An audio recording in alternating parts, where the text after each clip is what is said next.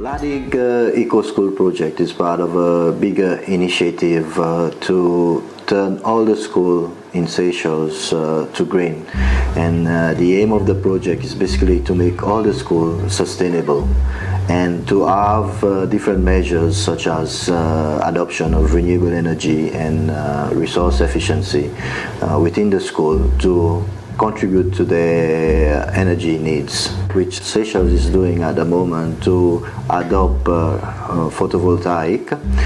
We have other projects focusing on residential sector, commercial sectors, and the role of the Energy Commission is to support the adoption of those renewable energy resources. This is a project that's funded by the government of Seychelles, the UNDP and GEF. And the concept behind this project is to encourage both commercial and residential sector to install PV systems on their buildings. Digue School was an easy choice because they've been very active in years past through their Eco Schools program. The government of Seychelles and the Ministry of Education have recognized the school in the past for their work at their Eco Schools initiative. And so we wanted to partner with them to take their ideas that already existed and implement them and bring them forward into the future so that Digue could be a model for other schools in Seychelles and other island nations around the world. Schools don't have that much money to cover expenses. So what they do is that they sort of link up with my unit in particular, or they can even link up with like the Parent-Teacher Association or even other organizations within their community to sort of develop projects and also to sort of outsource funding for the expenses. This is what we are targeting at the end of this project, that we will see a reduction in the potable water demand. So for Digue School, we expect the same to happen, that their water bill will be reduced once they have their system set up. SIA has been this youth platform providing a voice for young people on this project, and we've been involved by helping to build really the capacity of the youth on Digue and to really take a key role along the project. There's over 100 PV systems on Mahe, both residential and commercial. There's about 10 of them on Pralin, and Digue School is the only grid-tied system at present. We are paying for a 5 kilowatt PV installation, and I'm also coordinating a 4 kilowatt installation by local PV supplier, which is Sonergy, and also a 4 kilowatt donation by the Environmental Trust Fund. So by the end of the day, Digue School will have 13 kilowatts worth of PV. Benefits that the Digue School receive from the current policy of net metering in Seychelles is we install a second meter where the energy being produced from the solar system is offset by the school's consumption. So basically it's a simple calculation of at the end of the month, if you've produced 300 units from your solar PV and the school consumes 300 units, your bill will be zero except for the demand charge. So it's a give and take system of net metering. With a functioning PV system at the school, the students get to see how the PV works and they can directly observe the benefits. So on the system, they have an SMA inverter, and the nice thing about the SMA inverter is that you can download the data straight to your laptop. So you can actually see the energy that is being produced live.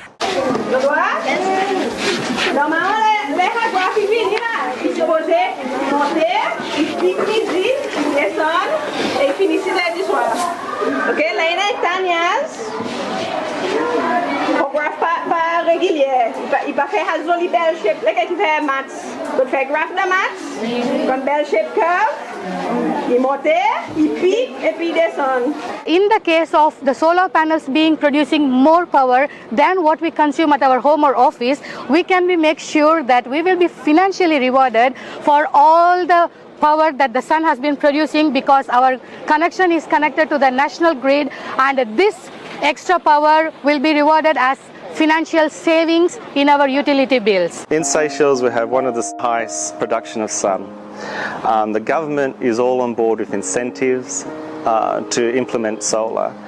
And we've just got to remember that we live on a planet that we have limited fossil fuel, and we know this, but we as human beings have the technology to harness a limitless resource. For example, wind, ocean, and the best one we have in Seychelles is sun. We already know that the sun is the reliable, unlimited, clean source of energy with no harmful emissions at all, and also it is free of cost, absolutely. So it should be a pity if we don't use properly the solar energy that we can get by harnessing it. So the solar photovoltaic starts working when sunlight falls on the solar photovoltaic panels that has been installed on the roof. The solar photovoltaic uses solar cells that are made up of silicon that can convert or capture the sunlight or photons, which are nothing but the units of sun, and convert them into electricity. This electricity thus produced by the solar PV panels or direct current or DC power. This power has to pass through an inverter where it gets converted into an alternating current or AC current, and this alternating current passes through our distribution network and lights our home and office appliances. So by involving the community in what we're doing at the school, we're hoping to encourage both businesses and residents to put photovoltaic systems on their roofs and therefore benefit from free, clean, green energy. And this will help PUC to reduce the need to import fossil fuels, which are running out, very expensive, and also a pollutant to the environment. Let's take, for example, when you install a PV system, first of all, you're not using fossil fuels from PUC to rely on them giving you energy. Second, you're showing your children, your neighbours that there's a different way to produce electricity here in Seychelles.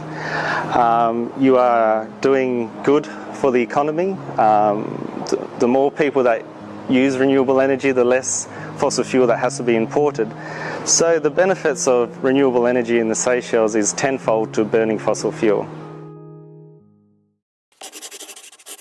So where do we come in with this solar school project initiative is that the resource efficiency project, which is known as the promotion and upscaling of climate resilient, resource efficient in a tropical island context, is looking at areas of the school which consume most energy. With partnering up with Seychelles Energy Commission, there was an energy audit that was done on the Digue School, and this was buffered up by the Rocky Mountain Institute, where they brought in the infrared camera, and they found out that the computer room was the one using the most energy. So it was the culprit, so to say. So the RE project put forward a case. We decided then to insulate the room by the roof, and also by boarding up the windows, and also we'll be replacing the air condition with a more energy efficient one, teaching the students and the teachers the best practices to save energy. Additionally, we've been looking at replacing some parts of the school with LED lights to remove the incandescent. So we've been removing some of these lights in places which is most common, because one good aspect of the school is that it's still using mostly natural lights. So we get to remove from the three workshops. There's the carpentry workshop, there's the art and craft workshop, and there's another workshop for the younger children. And then we're looking at the security lights which comes on at night. Additionally, we've seen that as you know, in Seychelles the temperature is quite high, and that many wants to use fans rather than going for the air cons. With the way the windows open, we can just put ceiling fans, and this will help with the distribution, circulation of air, and also with the lowering a bit the temperature. What we've done under the project is to sponsor them water tanks, gutters, and also we've sponsored them copper pipes, polythene pipes, for them to actually set up the system with their toilet, The idea is that they can collect the rainwater and use it to flush their toilet. Here we seeing the tank, the connection from the roof coming down to the tank, and when it is full, we have the valve here that we open, and it goes in to the toilet. And when we are using the water from the tank, we open the valve here and we close the connection from the tank which collects the PUC water. So it means that here it is open, it means that we close it and then we use only the water from the water tank there, whereby it is only the rainwater.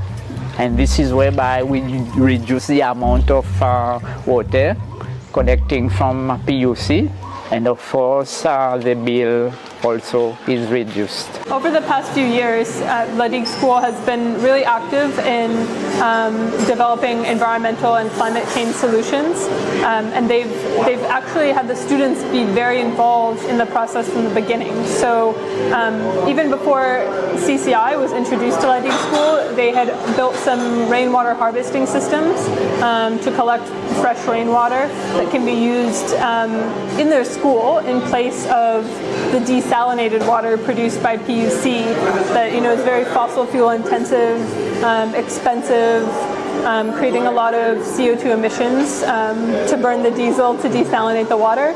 And the students built those rainwater harvesting tanks that you see at the school with support of the community and teachers. But that's incredible that students from primary and secondary school were so involved in that initiative.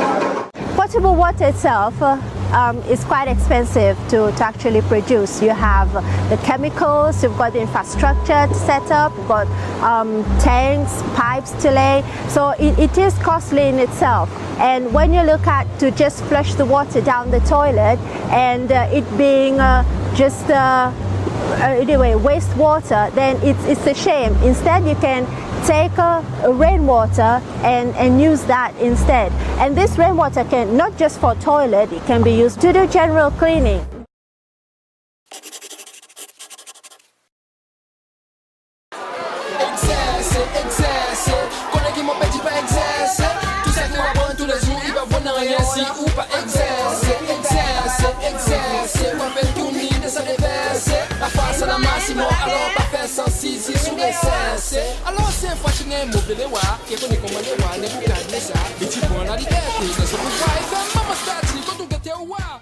Digue is an incredible example of a community that's creating renewable energy and climate change solutions. And what we wanted to develop with them is a whole school's approach to sustainability. Because climate change is really a systemic problem. You can't just fix your energy supply by changing from diesel to renewable energy sources. You also have to look at the use of energy and the use of water, so resource efficiency and reducing consumption. You also need to look at waste management and behavioral changes.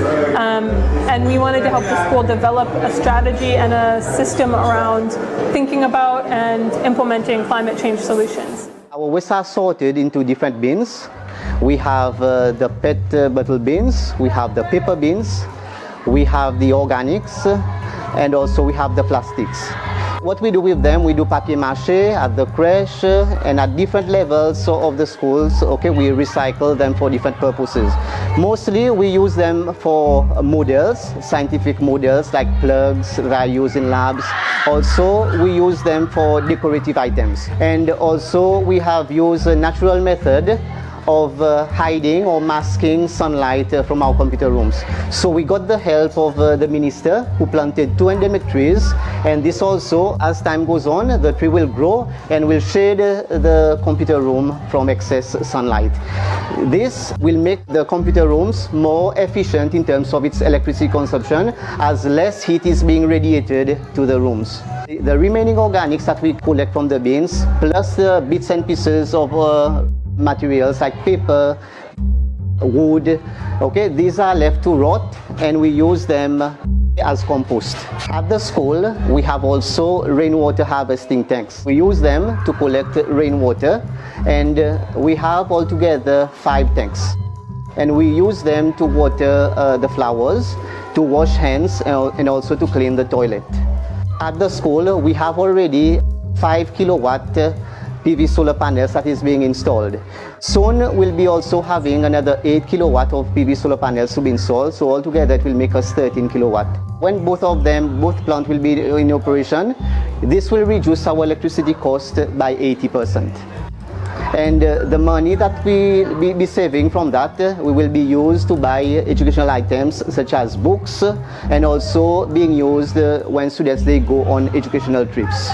On the school campus, we have also some fruit trees like bananas, we have the bilimbi, we have many other trees that students can use. When we collect them, we use them in our healthy eating program at the school.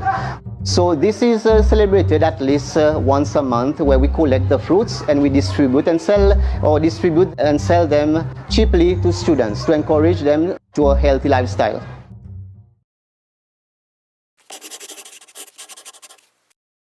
I remember when Seychelles was sort of placing emphasis on climate change mitigation and adaptation. The Ministry of Education was invited to sort of see how best they can also address such global issue within the curriculum and also in general within the Seychelles Eco Schools program. The teachers at Digue School were telling us how it's very important for the students to learn about renewable energy solutions. They teach them about solar photovoltaic technologies. The students are really interested, but at the moment they were just using YouTube videos and other sort of textbook classroom materials to learn about those technologies.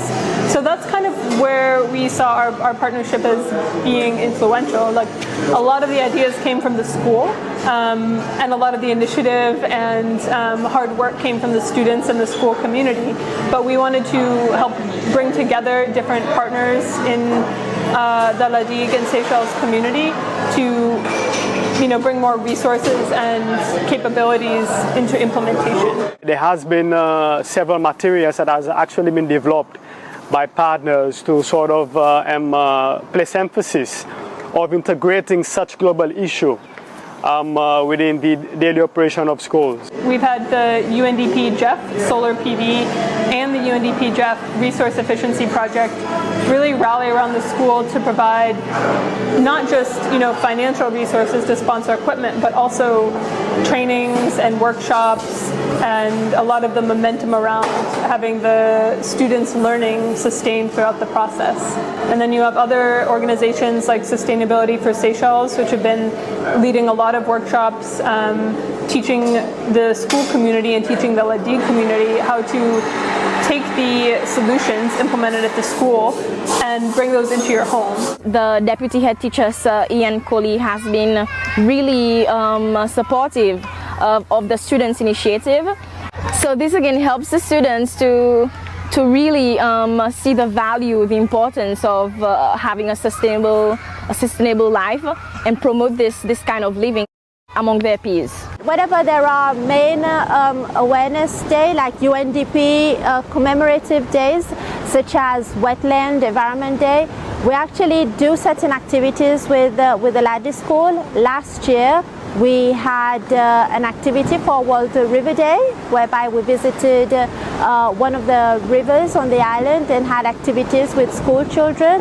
And the same we did this year, but for Wetland Day, whereby we visited a wetland, and we actually had the students planting seedlings to rehabilitate that wetland area. When they've seen what a success the rainwater harvesting has been at their school, so they will be like encouraging their parents to have a similar system at home, because they see every day at school the life benefits of having a rainwater harvesting system. So it's one thing to see an example of a project and think, great idea, this is a waste solution that could be scaled throughout our whole island. And it's another thing to be, helped along the way with some of the training that means you can put that into place in your own home. If schools require support or assistance to further promote environmental learning. You know, they turn to organizations to sort of provide learning support materials for a particular topic. Or they even sort of look at the experts for certain fields, be it in terms of energy management, water management, to have these experts to come to schools, conduct presentations, conduct training, even facilitate classroom and fieldwork interactions.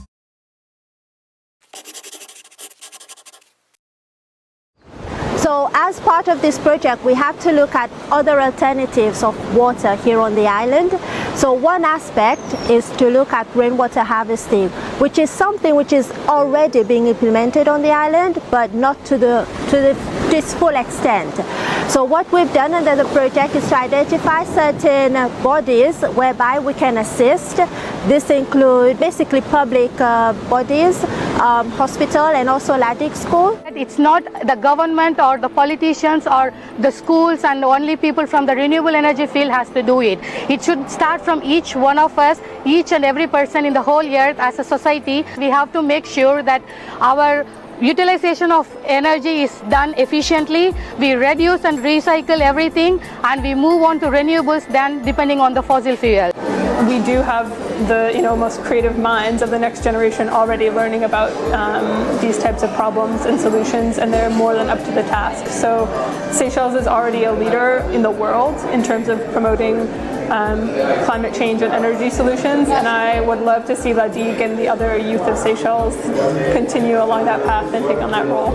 Yeah. So we are going to soon be looking into the case of helping the school gain funds or partly funding the refurbishment of their ceiling fans so that there'll be more energy efficient ones, and the children will have a better atmosphere to learn from. So with all of this, we together with the other partners, we're looking to document so that other schools can also take these best practices and implement it at their own school, so that we become more conscious about our energy usage and we become more energy efficient. So the message as SIA members to the world is we want to promote sustainable living, because we believe in sustainability and we believe that this is the way to a safe, a healthy and a green future. Energy can neither be created nor be destroyed, but can be wasted. Thank you.